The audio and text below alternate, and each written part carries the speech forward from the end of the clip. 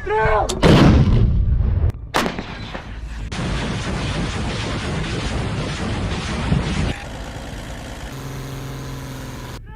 araw kaibigan. Ito ang isang ulat. Araw-araw, ang Russia ay humaharap sa bagong hamon habang patuloy ang digmaan. 2 araw nang nakakalipas, sinabi ng mga voluntaryong Ruso na lumalaban para sa Ukraine na sila ay nagsasagawa ng isang pag-atake sa krus ng mga hangganan ng rehiyon ng Russia na Belgorod at Kiev, at sila ay nakikipaglaban na aktibo. Ang balitang ito ay nagpadala ng mga alon ng ulat sa buong Russia. Ang mga mandirigma mula sa Legion ng Kalayaan para sa Russia, ang Corps ng Voluntaryong Ruso at ang voluntaryo mula sa Batalyon ng Siberia ay kasalukuyang kasali sa operasyong ito. Ang Legion ng Kalayaan para sa Russia ay nagpapahayag ng kanilang mga aksyon sa social media. Sinabi ng Legion na sila ay nakasira ng isang Russian armored military vehicle sa bayan Pokino sa rehiyon ng Kiev. Sinabi naman ng isa pang grupo, ang Batalyon ng Siberia, sa social media, tulad ng ipinangako namin, kami ay nagdadala ng kalayaan katarungan sa aming Russian land. Inuulat ng isang kinatawan ng Legion ng Kalayaan para sa Russia na kasalukuyang may laban sa teritoryo ng Russia. Naglabas ng pahayag ang Legion na ito, narito kami upang palayain kayo mula sa kahirapan at takot, upang palayain kayo mula sa diktadoring ipinataw ng isang teroristang organisasyon na naghahasik ng kapangyarihan. Pangako ng mga mandirigma na babawiin nila ang kanilang lupain sa bawat sentimetro mula sa rehimen ng Russia. Samantala, pumasok ang mga voluntaryo mula sa Batalyon ng Siberia sa teritoryo ng Russia. Naglabas sila ng isang video na nagpapakita ng isang grupo ng mandirigma na nag-advance sa pagpasok sa isang kagubatan. Sinabi ng mga mandirigma ng batalyon ang sumusunod na pahayag. Laging sinasabi namin, ang mapanakot at diktatorial na rehimen sa Federasyon ng Russia ay hindi maaring mapatalsik ng mapayapa. Laging sinasabi namin na ang rehimeng ito ay maaring alisin lamang sa pamamagitan ng armadong resistensya. Ngayong gabi, nagsisimula kami na tuparin ang pangako na iyon. Ipinamahagi ng Legion ang footage ng pagsisinungaling sa hangganan ng Russia. Ipinakita ng video ang mga voluntaryong Ruso na pumapasok sa teritoryo ng Russia sa dilim ng gabi na may mabibigat na kagamitan. Ikinagugulat ng mga otoridad ng Russia ang pag-ataking ito. Isang kamakailang atake mula sa Ukraine ng mga grupong oposisyon sa Russia laban sa Kremlin ang nag-udyok ng mga tawag para sa emergency evacuation sa mga pangunahing rehiyon ng Russia. Ang rebelde na grupo ay naglabas ng tawag sa isang platapormang mensahe. Hinihikayat ng grupo ang mga residente ng rehiyon ng Kiev at Belgorod na agarang mag-evacuate dahil sa patuloy na pambobomba ng Ukraine at pagtaas ng tensyon sa mga hangganan nito. Ang unyon ng mga voluntaryo ng Russia ay naglabas ng sumusunod na pahayag. Muling nananawagan kami sa mga residente ng KK at Belgorod regions. Wala pang anumang hakbang na ginagawa ang inyong liderato upang protektahan o i-evacuate kayo at patuloy ang pambobomba sa mapayapang mga lungsod at baryo sa Ukraine. Kailangan naming tumugon sa mga militar na target sa mga border areas. Mag-evacuate kaagad ang Legion ng Kalayaan ng Russia. Ang Corps ng Voluntaryong Ruso at ang Batalyon ng Siberia ay mayroong iisang layunin na palayain ng Russia mula sa tinatawag nilang diktatura ni Putin. Sa bandang huli ng araw, nagpaputok ang Ukraine ng hindi bababa sa 8 missile sa Russian Belgorod border region. Sinugpo ng mga missile ng Ukraine ang 2 tao at nasugatan ang 12 pa. Nagkandak din ng mga pwersa ng Ukraine ng mga cross-border raids sa mga rehiyon ng Belgorod at Kiev ayon sa lokal na opisyal. Sa operasyong ito, sinira ng mga mandirigma ng Ukraine ang 5 kalaban na tangke at 4 na armored infantry vehicles. Ang mga long-range drone strikes at ang Ukrainian offensive ay nagaganap sa panahon na halos tiyak na tatakbo muli si Russian President Vladimir Putin sa eleksyon.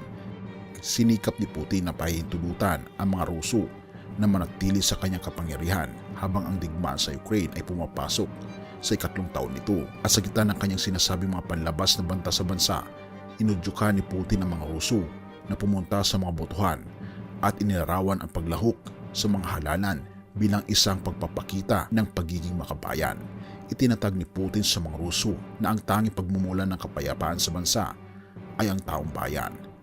Pagkatapos ay sinabi ni Putin ang mga sumusunod, hindi lamang dapat mong iboto ang iyong iboto, kundi pati na rin ang malakas na pagpapahayag ng iyong kagustuhan na ito'y mangyari. Ang iyong personal na paglahok sa patuloy na pag-unlad ng Russia ay isang hakbang tungo sa kinabukasan. Mula nang umupo sa kapangyarihan, halos 25 years na ang nakakalipas, tinanggal ni Putin ang lahat ng independent media at mga tinig ng pagtutol sa Russia. Lalong nagiging matindi ang rehimeng mapanupil ni Putin, lalo na nung matapos ang pagsalakay sa Ukraine. Pinaniniwalaan ng mga analis na nag-aalala ang Kremlin sa mababang bilang ng mabotante sa loob ng 3 araw ng botohan. Tinawag ni Sam Green ng Center for European Policy Analysis sa Washington ang eleksyon ng Russia na isang pandaraya. Sinabi niya na kontrolado ng Kremlin kung sino ang nasa balota, kung paano sila maaring magkampanya. Hindi pa masabi na kontrolado rin nila ang bawat aspeto ng pagboto at pagbilang ng boto. Nananawagan ang oposisyon ng exile ng Russia sa mga Ruso na magprotesta sa eleksyon sa pamagitan ng pagtitipon sa mga botohan sa tanghali ngayong weekend upang ipahayag na hindi nila sinusuportahan si Putin. Ang kaganapan na tinatawag noon laban kay Putin ay tinataguyod ni Yulia Navalnaya, ang asawa ng pinakakilalang lider ng oposisyon sa Russia na si Alexei Navalny, na namatay noong nakaraang buwan sa isang liblib na piitan sa Arctic. Samantala, ang espesyal na kinatawan ng gobyerno ng China para sa Eurasia Affairs ay namumuno ng isang delegasyon ng mga Chinese observer sa Russian presidential election. Ang paglahok ni Li Hu sa proseso ng eleksyon ay sumunod sa kanyang mga malawakang diplomatic efforts upang malutas ang patuloy na Ukrainian conflict. Sa kabilang banda, matapos sakupin ni Putin ang Crimea noong 2014 at ito ay inangkin mula sa Ukraine, ang Tang Wei ay naging pangunahing paksa ng diskusyon mula Pebrero 2020 nang inokupa ni Putin ang Ukraine. Madalas na sinasabi ng Ukrainian President na si Volodymyr Zelensky na isa sa kanyang mga layunin sa digmaan ay ang pagkuha muli sa Crimea at 4 na iba pang mga rehiyon na inangkin ni Putin mula noong Setyembre 2022. Hanggang ngayon, nanatili si Putin na ang Crimea ay nauukol sa Russia. Samantala, ang opisyal na Kremlin ay paulit-ulit na nagsasabi na ang pagbabalik ng rehiyon sa Ukraine ay hindi kasama sa anumang posibleng negosasyon sa kapayapaan. Pinagtibay ni Macron, presidente ng France, na kung mananalo ang Russia sa digmaan, mababawasan ang kredibilidad ng Europa sa zero.